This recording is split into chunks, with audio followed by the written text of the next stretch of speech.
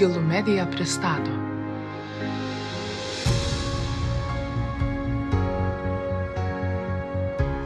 Marijos Gimbutienės Senoji Europa.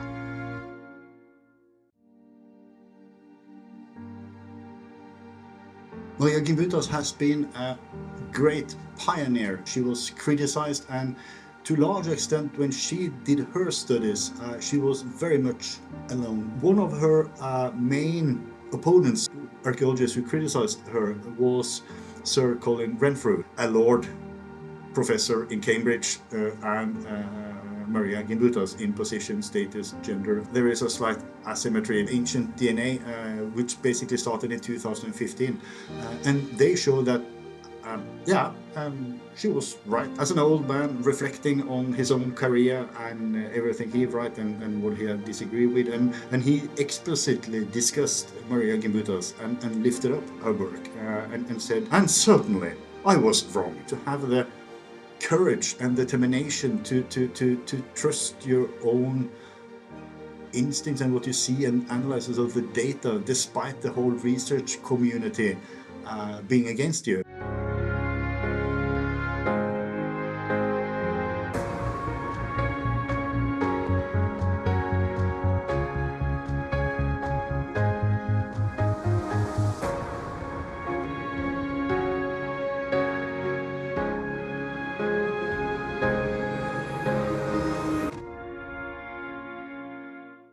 Well, I've been working with Indo-European questions for quite a long time, and Marija Gimbutienė has been a great pioneer. She had a lot of challenges, she was criticized, and to a large extent when she did her studies, she was very much alone. And if we'll take a quick look at the history of the Indo-European questions, and from the early 1910s with Gustav Kosinos and the German archaeology, and further on with the extreme, not only nationalist but also Nazist archaeology, Indo-European questions were connected to migrations and to conquer and men with power moving around. But it was very, very common. Gordon Childe, who is seen as the most important archaeologist in the world, he wrote a book which is perhaps the biggest mistake he did, and it's called Aryans in 1926. And he basically said that the name Indo-European was awkward because it's a combination of India and European, and it doesn't stop in India. So he proposed that Aryans would be a better, more scientific term, because one of the language families in Iran is named Aryans. But as we all know, that was a terrible mistake, and history has shown the consequences. But also Gordon Childe was one of the first seeing the danger of what was happening in Germany. And in 1933, he wrote a very aggressive article against explicitly naming Hitler, writing against nationalism and misuse of archaeology. Of course, it continued with Germany. So what happened after Second World War was that the Indo-European question was a big taboo. Basically, you couldn't study any of these questions. Migration was also a big no-go. So basically, migration and the Indo-Europeans disappeared from research history. Of course, there are always some few studying, but Marija Gimbutienė was the main pioneer, continuing when the rest of the archaeological world said no, absolutely no. She continued, and she proposed these migration routes and the Kurgan hypothesis. And in retrospect, when one evaluates, because this was long before a analysis of ancient DNA, which basically started in 2015, and they show that she was right, and that is two things are quite spectacular. One thing is to have the courage and determination to trust your own instincts and what you see and analysis of the data, despite the whole research community being against you. She continued. So that's very impressive. And the other is that, well, the interpretations are of course, there are better methods today and the level of precision and so on, but by and large, she was correct. And one of her main opponents or archaeologists who criticized her was Sir Colin Renfrew, and he was professor in Cambridge. And of course, there is a slight asymmetry between a Lord professor in Cambridge and Marija Gimbutienės in position, status, gender, and so on and so forth. And basically what Renfrew was arguing, now it couldn't be these militarized, weaponized societies migrating. So he had a lot of reasons doubting the interpretation. And he put forward standard of the day that it must be a very gradual transformation and diffusion, that one like rings on water, one after another, and spreading slowly and so on. Whereas the Indo-European migration theory is basically that you have groups starting to move around across large areas on the continent, spreading from the Caspian and the Black Sea area on the steppe in Ukraine, first to Europe, and then basically following an eastern route to Russia and finally India. But then I was fortunate some years ago, Renfrew died in 2024, because he was one of the big stars given the position and everything. And as an old man reflecting on his own career and everything he wrote and what he had disagreed with, and he explicitly discussed Marija Gimbutienės and lifted up her work and said, because of that, she pointed to the right thing. And when he comments on his own criticism, he said, and certainly I was wrong. And so it is a very nice, also as a kind of, it's very good to acknowledge when you are wrong. Of course, Gimbutienės cannot take no about that, but that kind of combination of knowing, of having a hunch what is the right interpretation and so on and so forth is really impressive. And I think part of the reason is that, and then many archaeologists in the West doesn't really know that, but her role as an ethnographer in her young days, that had a very, very crucial role in her cultural background and inspiration for all the interpretations. And the book The Bolts, for example, I think is a brilliant book, because it really opens up doors to a new world of lived life traditions, culture, religion that you hardly find many other places, because in the Baltic region you have also some of the I prefer to say living traditions. Christians will say heathen tradition, but it's not. But it's basically you have a very, very strong culture, a living tradition of ancient practices. Fire rituals is one thing, and that she built on those experiences, I think was crucial, because at that time it was more difficult to argue or to put it forward. My colleague Anas Khalif and I, what we have done now, but this is after ADNA, and now we can put all the pieces together. But when we compare traditions in Norway and Sweden to the particular two places, and they're more or less identical, documented in the 19th century. But there were no contact between these places. And then there are tradition in Wales and France and Germany, and it's more or less the same. And how is it possible that you have more or less identical tradition? Of course, there are always variations, but almost identical traditions in areas where people did not have regular contact at that time. Well, there must be something common further back in time. And the fascinating thing is that it cannot be the Viking, because that is the Vikings weren't all these places. There were coastal areas and along rivers, but when you have farming areas far away from the river, so you have to go even further back in time. And then what joins all these different traditions is basically the Indo-European heritage, the common culture and common ground. And another thing is basically that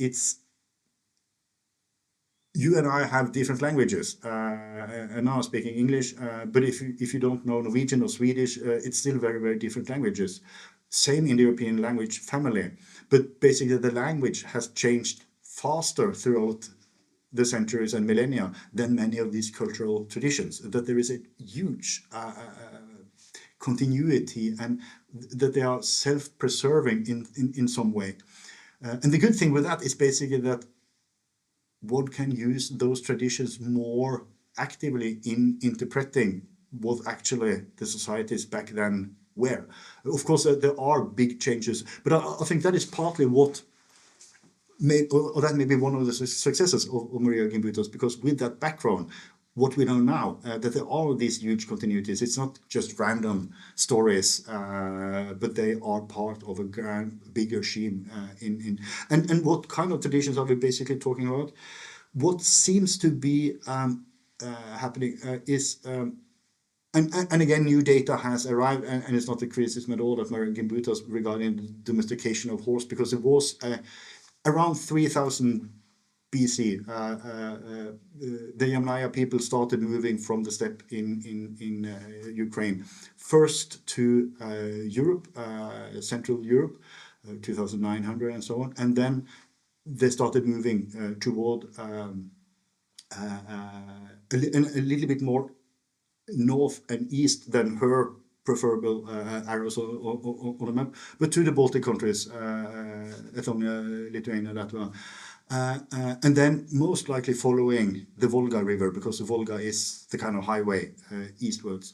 And around, but what happened when they started this migration, they also picked up a lot of the traditions from the Neolithic societies, the agricultural societies. So there's a mixture. Because what we find is very little of the pure nomadic tradition and the rituals, but it's a lot of rituals related to agriculture, which makes perfect sense that you pick up. I mean, you double check. I mean, you have both insurances, nomadism and agriculture. And then in Sintashta in Russia around 2002, 2000 BC, then the horse was finally fully domesticated. Metallurgy came with full strength, and you had a chariot with wheels. And then there is two migration kind of, or then it goes in all directions, further to India and what becomes the Vedic, but also remigration back to Europe, transferring a lot of the cultural elements. So what it seems in a way that when you first started with migration, it was not necessarily a one-way migration, because you have a family and you have the connections. So the cattle, most likely, those they're more difficult to move, but people are easy to move if you are traveling. On winter, when the river is frozen, it is a highway. It's very, very easy. It's very difficult to travel during the summer when you're migrating with animals in a west-east direction, like the Volga towards.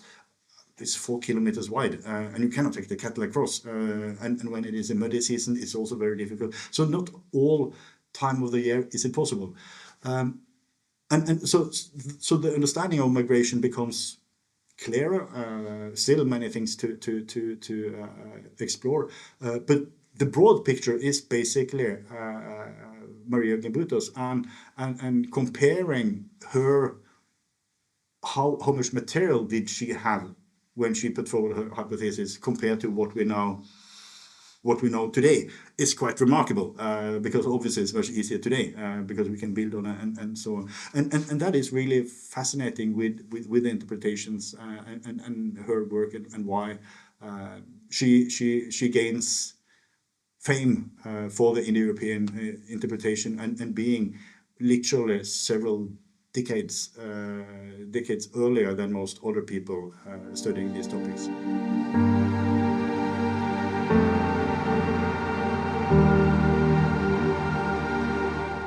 Well, I think the comment about Joseph Campbell was very, very nice, but I will be very, very careful comparing me with Marija Gimbutienės as well. But no, but I think exactly what to think not in isolation and to see, and that is the great advantage with studying the Indo-European questions and connections. I started my career with fieldwork when I was 23 years old, studying modern cremations in Nepal and India. And that was where I did my master degree. But of course, I had my background from Scandinavia and from Norway. And also one of my supervisors she was working with Indo-European questions. But in the middle of the 90s, it was impossible to draw these, because there were similarities, and one was intrigued by all these similarities. I mean, why? But one couldn't argue, and was a lot of criticism, and one couldn't show the connections. So one had to treat everything as just analogies. Yeah, there are parallel examples, but so what? There are no connection, and there was no methods and means to tie together all these dots. And that is really why it is so fascinating, where the revolution of ADNA analysis has opened up so many new possibilities. Because nowadays nobody doubts the Indo-European question, the migration, and that there is connection and continuity.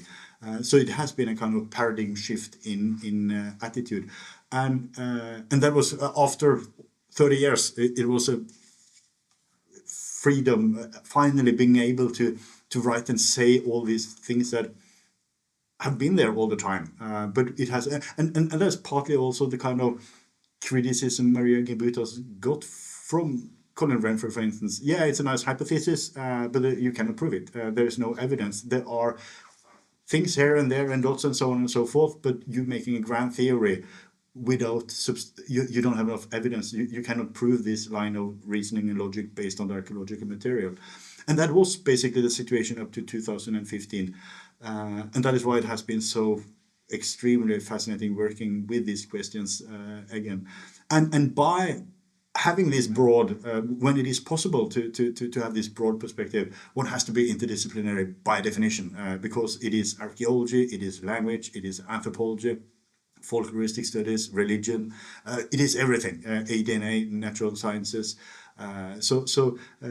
And that is also why, when I say archaeology, it is a kind of, you have to master all different kind of, it's like sport, you have to be fighting in different, or doing different things all the time, because only studying one artifact type or one particular, you cannot answer any question. So that kind of interdisciplinarity in combination with basically studying broader fundamental development patterns and structures in history. I mean, why is the Indo-European language the biggest language family in the world, with half of people on the planet speaks an Indo-European language? I mean, that's a fascinating question.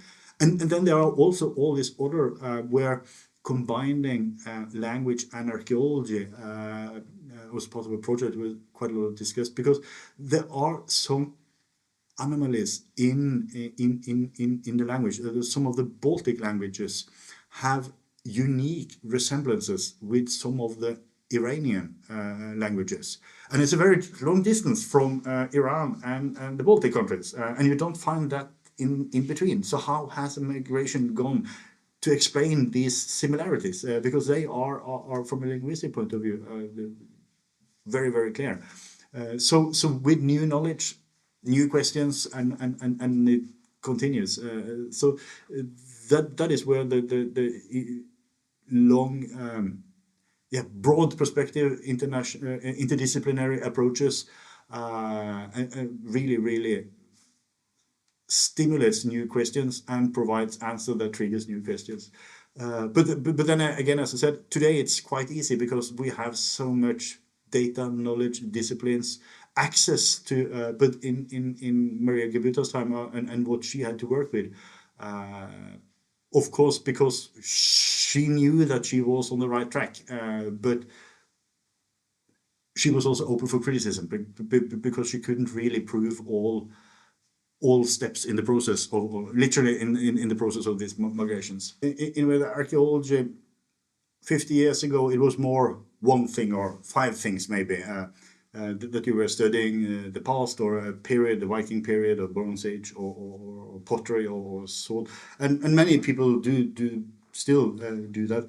Of course, there is a museum sector, but then also, yes, many work as anthropologists or with contemporary material culture and cultural heritage, or can also work with the future, which intuitively seems very contradicting. You're an archaeologist working with the past, why are you working with the future?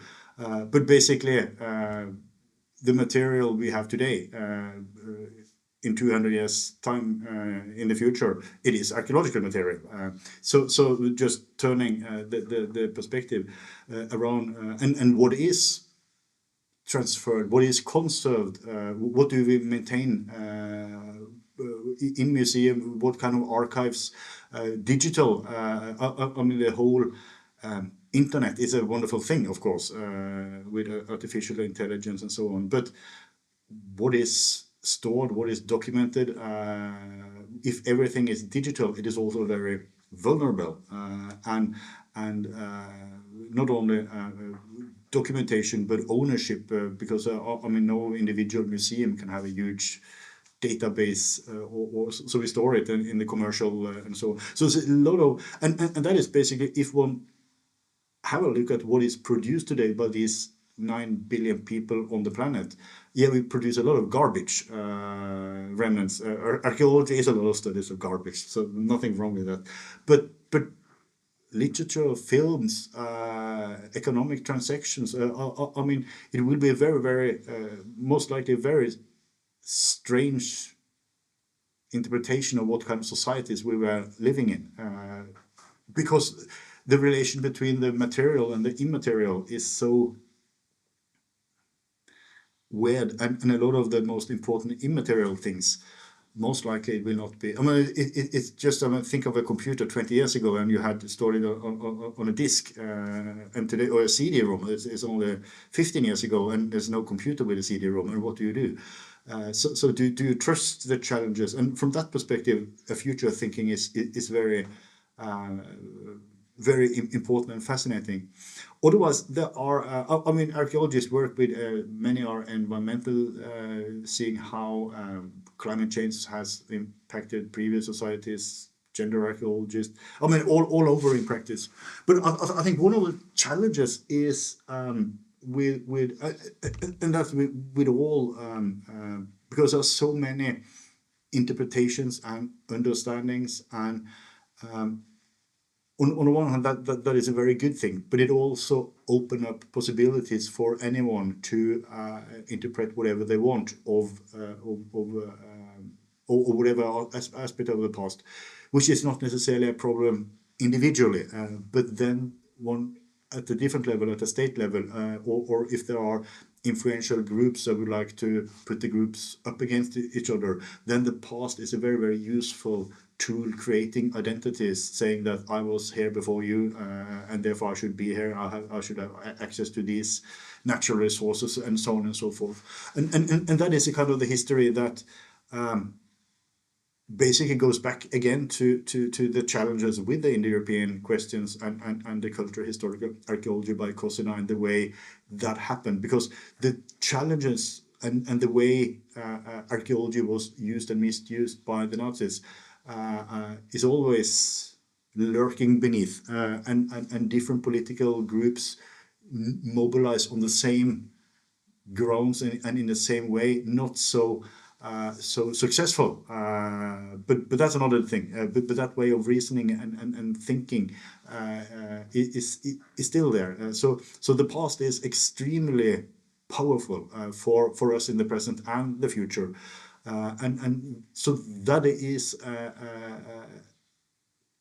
and always that challenge, we will never get rid of it, but it's also very difficult to solve it, and in unstable times like now, then certain groups or states of political interest certainly will see the potential in using the past, and that is where it is difficult, but we have an obligation, a responsibility as archaeologists to see and say where reasonable limits should be, and so on. So that, I guess those two aspects are kind of the main challenges ahead, I see, in archaeology. One is the whole digital world. What are we? What is our contribution to history in 500 years? Yeah, we produce a lot of toxic and garbage and nuclear waste or whatever, and a lot of digital information that will disappear. And with the absence of knowledge, and they are somehow connected, because with the absence of knowledge, it's much easier for others to take advantage of the absence, because then you can fill it with whatever you want. So they are somehow connected. Hopefully, I will be wrong, but I hope so.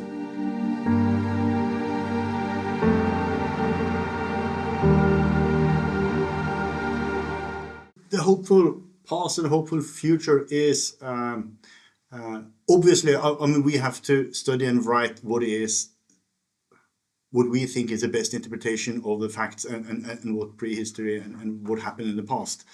So it is not about making wishful thinking or what happened, but it is about how to create inclusiveness to and access to different multiple pasts and stories in societies where there are more than one ethnic group, or what do you call, if you have indigenous groups and so on. How do you make all visible, all voices visible?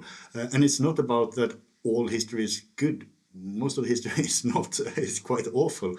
But how are we telling all the histories? Are we suppressing? We don't want to hear your history.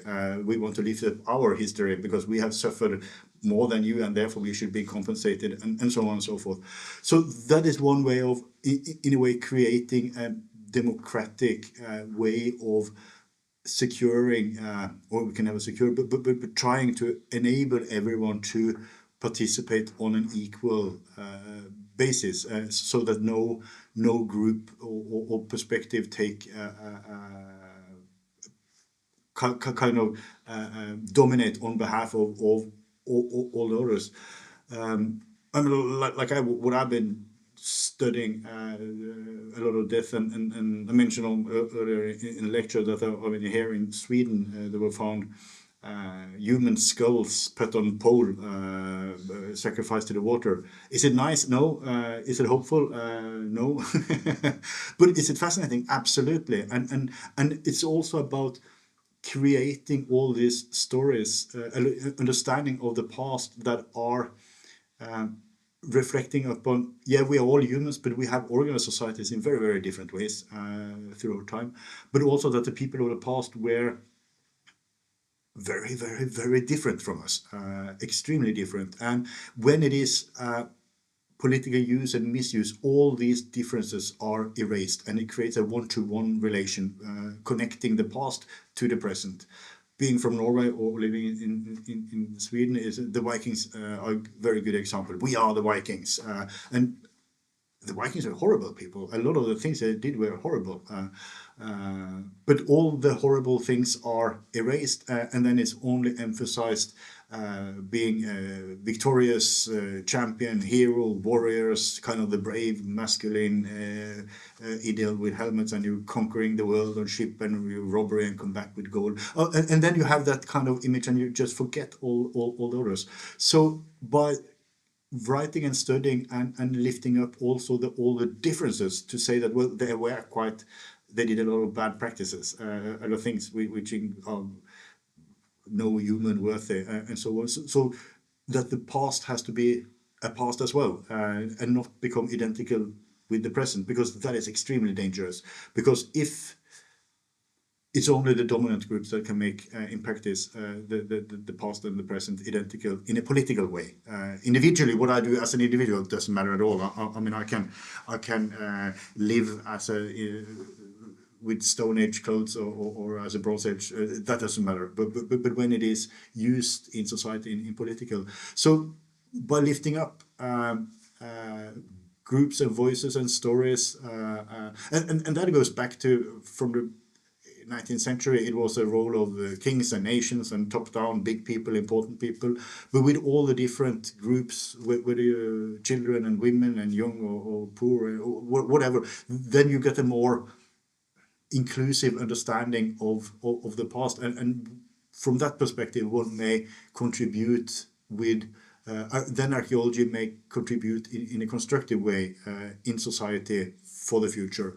Because if we only present one dogmatic interpretation or direction, then we are part of the problem, doing more harm than good, because then we will, by definition, be siding up with those, if there are the political group that would like to use the past for present purposes and defining the future. I think obviously a lot of archaeologists are very active and engaged in society and would like to contribute. But I think part of the challenge is precisely what I said, that archaeology, to some extent, much more than history as a discipline, because history starts much later, and the material is empirical data are there, and you cannot do very much.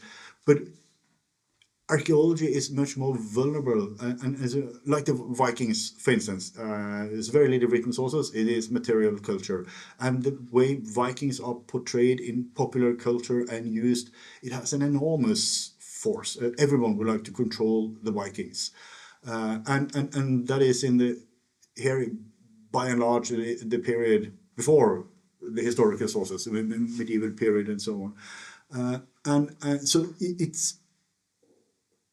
So that's one part of the thing, in a way, that it's part of the archaeological past is much more, has a much greater potential signification for in many ways, and here comes also the material cultural dimension. I mean, if you take Acropolis in Greece, fantastic, but it is Greece biggest tourist attraction, or the pyramids in Egypt, and so on. So the stakes are, to some extent, much higher in archaeology, and we are very few, to some extent. So part of the role of being an archaeologist is also in a way to try to do the best, how to preserve the monuments in the best way, how to facilitate what knowledge should be, is the most relevant for all the people coming, and so on.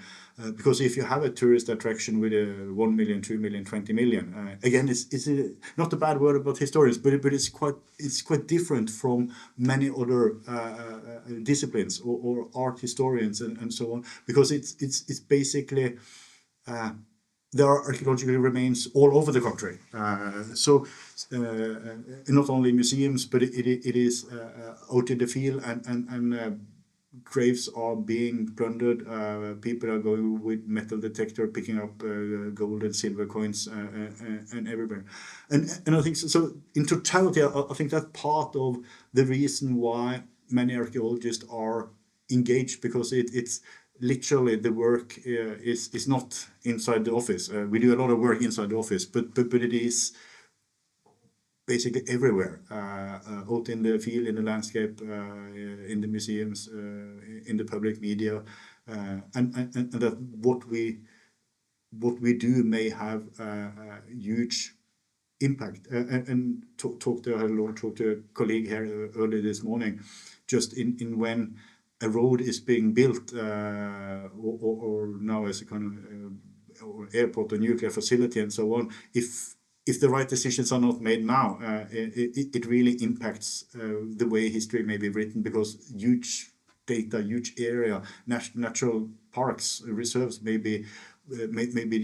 disappear. And so there is a lot of pressure from society, because many perceive archaeologists as a financial burden. What is relevant? We want to build this road here now, and we need this roundabout, and build new buildings, and expand the city, and so on. And of course, there's a nature reserve, also cultural remains. But there's small price to pay for progress and development. So I think all together is the reason why, because we are faced with a lot of these pressures and challenges all the time.